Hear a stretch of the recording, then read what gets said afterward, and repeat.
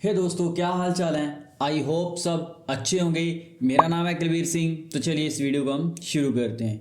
तो आज की इस वीडियो के अंदर हम क्या करने वाले हैं कि हमारे पास कुछ यहाँ पे सपोज करो कि हम एक पार्ट टाइम ट्यूशन करवा रहे हैं स्टूडेंट्स को, या फिर हमारे पास एक स्कूल है। तो हम स्कूल के अंदर क्या होता है कि हम उनका जो स्टूडेंट की फीस है ना, उन फीस को हम मेंटेन करना चाहते हैं कि किन किन स्टूडेंट की फीस आई है, किन स्टूडेंट की फीस नहीं आई है। जैसे कि हर मंथ कुछ स्टूडेंट की फीस रहेगी और जिन जिन की फीस आई है वो अलग कलर से हाईलाइट होनी चाहिए, जिसकी फीस नहीं आई वो अलग से हाईलाइट होने चाहिए।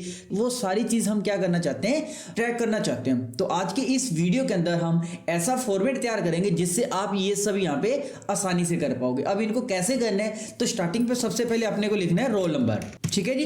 रोल नंबर के बाद हम क्या करते हैं, यहाँ पे स्टूडेंट का नाम लिख लेंगे, तो यहाँ पे नाम हो जाएगा। देन उसके बाद यहाँ पे हम मंथ लिख देना है। ठीक है जी। अब चलिए जी, हम क्या करते हैं, अप्रैल से स्टार्ट कर लेते हैं। अब अपने को क्या करना है कि यहाँ से मैं इसको पकड़ के ड्रैग करूंगा और मार्च तक कर लेता हूँ। ठीक है जी, हमने ये कर लिया। उसके बाद हम यहाँ पे लिखेंगे पेड मंथ, भी मतलब उनकी फीस कितने महीनों की फीस आ चुकी है, तो उसके लिए हम क्या करेंगे, पेड मंथ लिखेंगे। ठीक है जी। यहाँ पे हमने पेड मंथ लिख लिया। देन नेक्स्ट में लिखेंगे हम पेंडिंग मंथ, मतलब कितने मंथ की उसकी फीस बकाया अभी। ठीक है, तो हम यहाँ पे पेंडिंग मंथ लिख लेते हैं। ठीक है जी, यहाँ पे हमने पेंडिंग मंथ लिख लिया। देन यहाँ पे हम लिखेंगे नेक्स्ट के अंदर टोटल पेड, मतलब कितनी उसकी पेमेंट आ चुकी है, या फिर कितने परसेंट, कितने मंथ की। चलो मंथ तो यहाँ पे हम निकाल सकते हैं। यहाँ पे तो आ जाएगा कितने मंथ की पेमेंट आ चुकी है, यहाँ पे पेमेंट कितनी, मतलब पेंडिंग मंथ कितने मंथ की बाकी है, और यहाँ पे हम लिखेंगे कि उनकी टोटल जैसे कि पेमेंट कितनी बन रही है और उसमें से कितनी पेमेंट आई हुई है वो हम यहाँ पे लिखेंगे। ठीक है, तो यहाँ पे हम टोटल लिख लेते हैं। ठीक है जी, ये लिख लिया। चलिए जी, हम इसका फॉर्मेट थोड़ा अच्छा कर लेते हैं। ठीक है जी, ये चीज़ कर ली हमने। और यहाँ पे जो हमने डेटा लिखा, अब यहाँ पे जो मेरा डेटा है ना, मैं इस डेटा को थोड़ा सिलेक्ट कर लेता हूँ और इस पर कोई भी एक हम कलर दे देते हैं। ठीक है जी।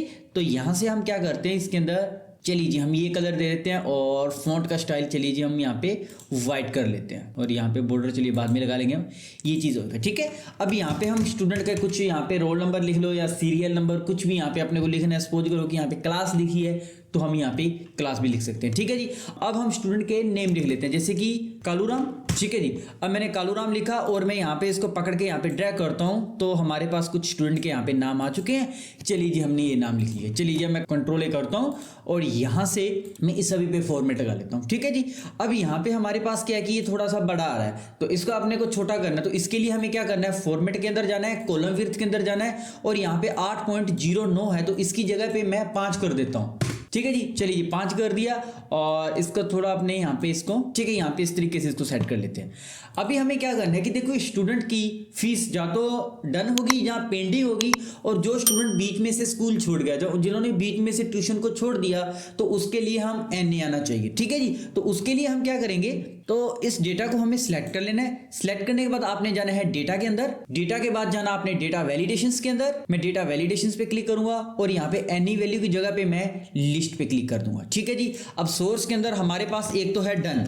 ठीक है जी, डन कर दिया। दूसरा हमारे पास आना चाहिए ड्यू, मैं ड्यू लिख देता हूं, और तीसरा मैं यहाँ पे कर देता हूं NA, डन जिनकी पेमेंट डन हो चुकी है, ड्यू जिसकी फीस बकाया है, और NA मतलब जो स्टूडेंट ने स्कूल छोड़ दिया, तो वो यहाँ पे आ जाएगा। ठीक है जी। अब यहाँ पे मैं क्लिक कर देता हूँ। अब आप देखिए यहाँ पे मैं डन कर देता हूँ। ठीक है। अब जैसे कि यहाँ पे मैं डन पे क्लिक करूंगा तो डन आ जाएगा, अगर मैं यहाँ पे ड्यू करूंगा तो ड्यू हो जाएगा, या फिर मैं NA करूंगा या फिर मैं डन करूंगा तो वो सभी यहाँ पे आ रहा है अभी। अब हमें क्या करना है कि पेड मंथ भी कितने मंथ वो आया हुआ है। ठीक है जी। तो इसके लिए हमें क्या करना है, काउंट इफ फार्मूला लगाना है। कैसे लगेगा, इक्वल काउंट इफ रेंज, तो हमारे पास ये रेंज है। ठीक है जी। हमने इस रेंज को सिलेक्ट कर लिया, पहले नीचे कोमा, फिर मैं यहाँ पे इनवाइटेड कोमा। इसके अंदर अपने को क्या ढूंढना है, इसके अंदर अपने को डन ढूंढना है, तो मैं यहाँ पे डन लिख लेता हूँ और इनवाइटेड कोमा को मैं बंद कर देता हूँ और मैं एंटर कर देता हूँ। ठीक है जी। तो टोटल अभी ये 2 मंथ आया है। अब मैं यहाँ से इसको पकड़ के यहाँ पे ड्रैग कर लेता हूँ, तो आप देखिए यहाँ पे जितने मंथ आया है तो वो यहाँ पे डिटेल आ जाएगी। ठीक है जी। अब पेंडिंग मंथ के अंदर क्या होता है कि हम क्या करते हैं, ड्यू या उसके अंदर NA लगाना होता है, बट हम क्या करेंगे, उसके अंदर टोटल 12 मंथ है, माइनस यहाँ पे पेड मंथ में इसको माइनस कर देता हूँ। ठीक है, तो ये 10 मंथ नहीं आया। तो इस तरीके से हम इसकी डिटेल यहाँ पे निकाल सकते हैं। कैसे, अब देखिए यहाँ पे मैं जैसे ही डन करूंगा तो आप देखिए ये 1 मंथ आया और 11 मंथ फिलहाल ये नहीं आया। ठीक है जी, ये डिटेल हो रही है। अब इसके लिए मैं क्या करना चाहता हूँ कि एक अलग से मैं एक कंडीशनल फॉर्मेटिंग इस पे देना चाहता हूँ। डन के लिए कुछ अलग कलर आना चाहिए, ड्यू के लिए अलग आना चाहिए और एनए के लिए अलग से कलर आना चाहिए। तो उसके लिए मैं क्या करूँगा, वापस से इस फॉर्मेट को सिलेक्ट कर लेता हूँ। चलिए मैं इसको यहाँ पे कर लेता हूँ। सिलेक्ट करने के बाद मेरे को जाना है कंडीशनल फॉर्मेटिंग के अंदर, हाईलाइट्स एंड रूल के अंदर जाना है और यहाँ पे टेक्स्ट डैश कंडीशंस पे मैं क्लिक करूँगा। ठीक है, क्लिक करने के बाद यहाँ पे बोल रहा है कि डन के लिए आपने कौन सा फॉर्मेट चाहिए। चलिए जी, हमें डन के लिए तो यही चाहिए, या फिर मैं क्या करता हूँ, डन के लिए कस्टम पे क्लिक कर देता हूँ और यहाँ पे फिल के अंदर चलिए जी मैं येलो कर लेता हूँ। ठीक है जी, चलिए येलो ठीक है, तो हमने यहाँ पे येलो कर दिया और मैं ओके कर देता हूँ। ठीक है जी, डन के लिए यहाँ पे ये चीज़ हो चुकी है। मैं वापस यहाँ पे क्लिक कर देता हूँ और हाईलाइट्स रूल के अंदर जाना है, टेक्स्ट दैट कंडीशंस पे क्लिक कर देना है और डन की जगह पे मैं ड्यू कर देता हूँ इस बार, ड्यू। तो ड्यू के लिए हमें क्या करना है कि यहाँ पे चलिए जी हम कस्टम फॉर्मेट के अंदर जाएंगे और इसके अंदर हम क्या करते हैं, चलिए जी हम ये ले लेते हैं ड्यू के लिए। ठीक है जी, ओके, और यहाँ से हमने ड्यू के लिए ये वाला कलर ले लिया। देन मैं एक बार वापस से इस पे क्लिक कर देता हूँ, ओके करना है और यहाँ पे टेक्स्ट दैट कंडीशन पे वापस से अपने क्लिक कर देना है। क्लिक करने के बाद यहाँ पे इस बार आएगा NA। तो NA के लिए हम क्या करना चाहते हैं कि उसके लिए एक रेड कलर दे देते हैं। चलिए जी मैं यहाँ पे क्लिक कर देता हूँ, कोई भी हमने चलिए ये कलर दे देते हैं। ठीक है जी, तो हमने ये वाला कलर दे दिया यहाँ पे। अब हमें क्या कर रहा है कि देखिए यहाँ पे मैं जैसे ही यहाँ पे डन करूँगा तो यहाँ पे येलो आ जाएगा। ठीक है जी, अगर मैं यहाँ पे कर देता हूँ ड्यू, तो ड्यू के लिए यहाँ पे अलग कलर आ रहा है और अगर मैं यहाँ पे कर देता हूँ NA, तो NA के लिए यहाँ पे रेड कलर आ रहा है। ठीक है जी, यहाँ पे ये चीज़ आ रही है। अब यहाँ पे आ रहा है टोटल। अब टोटल के अंदर हमें क्या करना है कि टोटल उसकी फीस कितनी आई हुई है। ठीक है जी, एक मंथ की फीस उसकी सपोज करो कि 4500 रुपए है। ठीक है जी, हमने ये करना है, एक मंथ की फीस है 4500, तो टोटल 12 मंथ की फीस चाहिए अपने को। तो इसके लिए हम क्या करेंगे, हम लगाएंगे इक्वल कितने मंथ आया है मल्टीप्लाई 4500 कर देते हैं। ठीक है, और मैं इंटर कर देता हूं। तो ठीक है, तो इसकी 13,500 इसकी फीस आ चुकी है। ठीक है जी, ये चीज़ इस तरीके से हम यहाँ पे इसको कर सकते हैं। दूसरा हम क्या करते हैं कि यहाँ पे चलो हम क्या करते हैं कि एक बॉर्डर की तरह भी अपने इसको देखना चाहते हैं। चलिए जी मैं क्या करता हूँ, इसको यहाँ पे सिलेक्ट कर लेता हूँ। सिलेक्ट करने के बाद चलिए जी मैं यहाँ पे मर्ज सेल कर लेता हूँ इन पे। ठीक है जी, ओके, हमने यहाँ पे मर्ज सेल कर लिया। इक्वल मैं ये वाला सेल एड्रेस देता हूँ और मैं इंटर कर देता हूँ। इंटर करने के बाद मैं क्या करता हूँ, इनको भी यहाँ से एक बार पकड़ के मैं ड्रैग कर लेता हूँ। अब ये सिलेक्ट है, सिलेक्ट करने के बाद कंडीशनल फॉर्मेटिंग के अंदर जाना है और यहाँ पे डेटा बार के अंदर जाना है। इसमें से कोई भी आप यहाँ पे डेटा ले लीजिए। चलिए जी हम क्या करते हैं, इनमें से ये ले लेते हैं। तो इस तरीके से हमने ये चीज़ कर ली।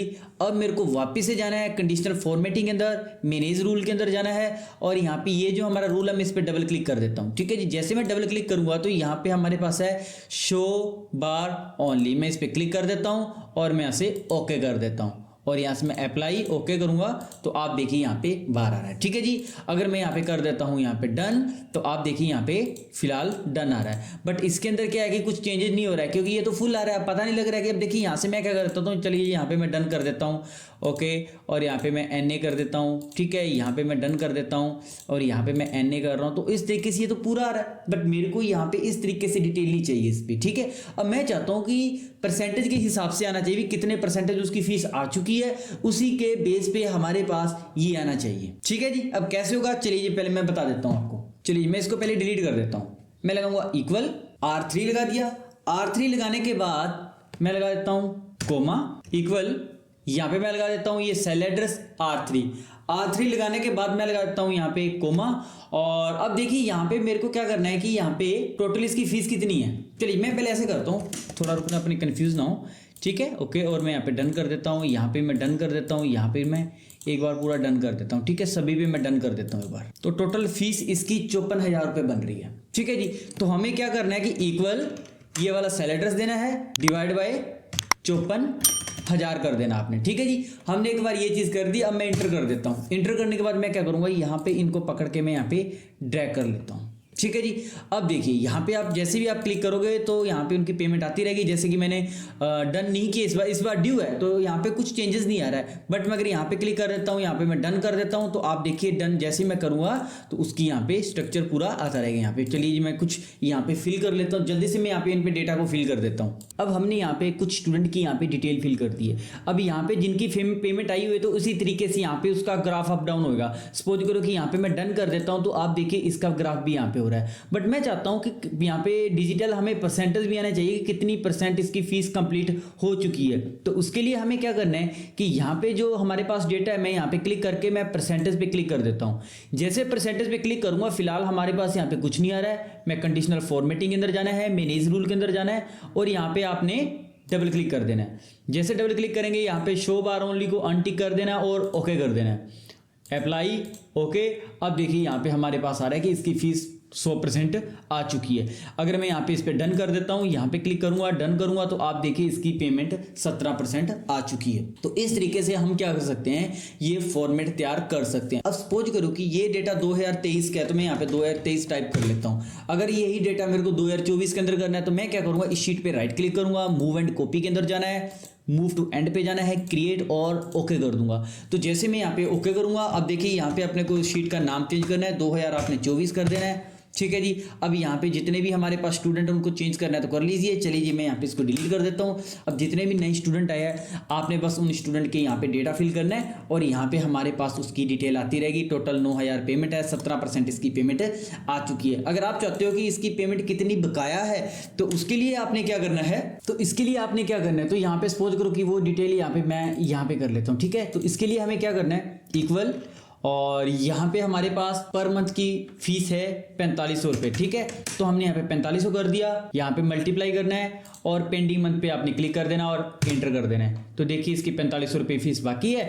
अब मैं यहाँ पे क्लिक कर देता हूँ डन पे, तो आप देखिए यहाँ पे इसकी फीस भी यहाँ पे कम होती रहेगी, ठीक है। तो इस तरीके से यहाँ पे हम क्या कर सकते हैं, चलिए जी मैं इसको यहाँ पे रख लेता हूँ। अगर आपको कोई ज़रूरत हो तो ये यहाँ से आप फॉर्मेट उठा सकते हैं, ठीक है जी। तो इस तरीके से हम यहाँ क्या कर सकते हैं, एक्सेल के अंदर यहाँ पे फॉर्मेट को तैयार कर सकते हैं। तो आई होप ये वीडियो आपको अच्छी लगी होगी। अगर ये वीडियो आपको अच्छी लगी है तो आप इस वीडियो को लाइक करें और अपने दोस्तों के साथ शेयर करें।